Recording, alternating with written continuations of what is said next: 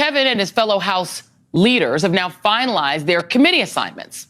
And we now know what MAGA Republican insurrectionists, conspiracy theorists, and other national security risks will be up to for the next 2 years. And it should terrify you.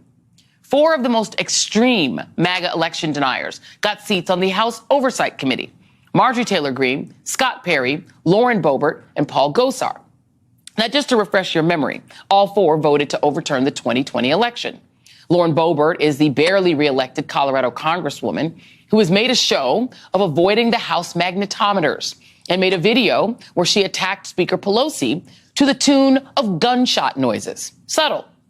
Scott Perry is the House Freedom Caucus leader who tried to manipulate the Justice Department to overturn Trump's election loss and later asked for a pardon for his part in the sedition. Like Perry, Paul Gosar's fingerprints are all over January 6th. He helped to plan the rally before the siege on the Capitol. His own siblings have campaigned against him, even calling for him to be kicked out of Congress for being a traitor.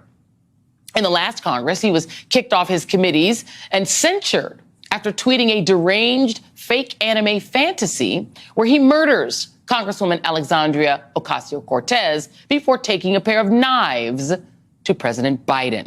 Totally normal stuff. But Gosar also can't stop speaking at white nationalist conferences, which he did as recently as last year, as did Marjorie Taylor Greene at the far-right America First Political Action Conference, organized by white nationalist Trump dinner companion Nick Fuentes, where this happened. Can we give a round of applause for Russia? Yes.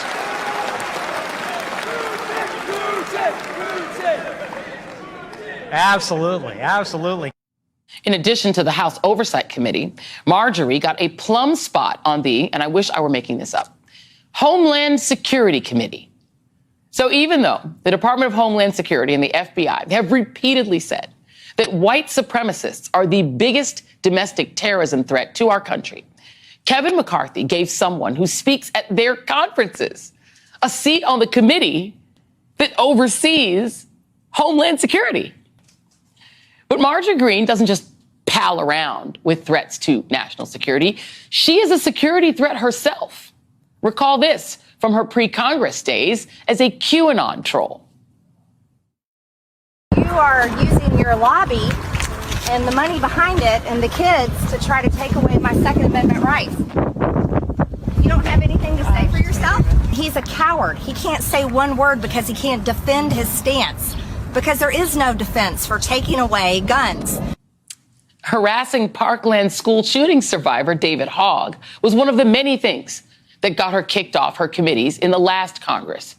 But that's water under the bridge now that she's one of Kevin McCarthy's biggest backers. And it's what she's done and said since being in Congress.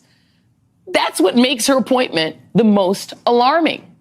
Cassidy Hutchinson told the January 6th committee that Greene bragged about the number of her QAnon follower constituents who were in Washington on the 6th to back Trump's attempts to stay in office.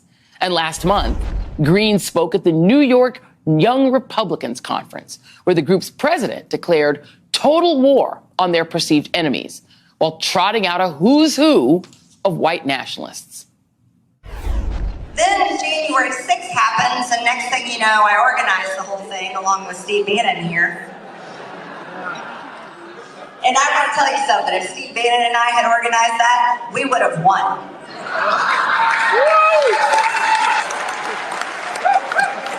Not to mention, it would have been armed.